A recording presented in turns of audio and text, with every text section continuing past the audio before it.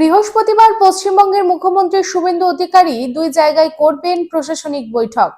প্রথম হাওড়া, তারপর দুর্গাপুর। মুখ্যমন্ত্রী হওয়ার পর প্রথম বেলুর মঠে যান শুভেন্দু অধিকারী এবং তারপর সোজা প্রশাসনিক বৈঠকের জন্য পৌঁছান হাওড়ায়।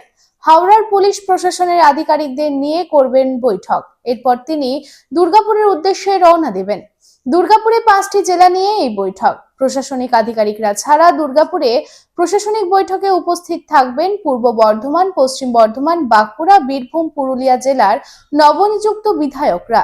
এই প্রশাসনিক বৈঠকে কি বার্তা দেবেন মুখ্যমন্ত্রী শুভেন্দু অধিকারী, সেই দিকে নজর সকলের।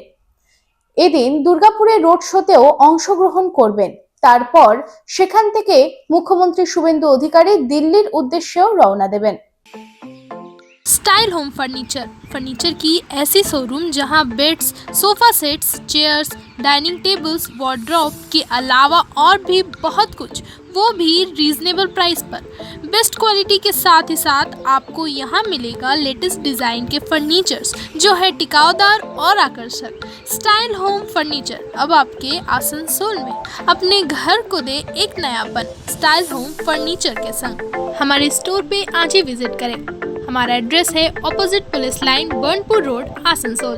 Contact number 9749933511।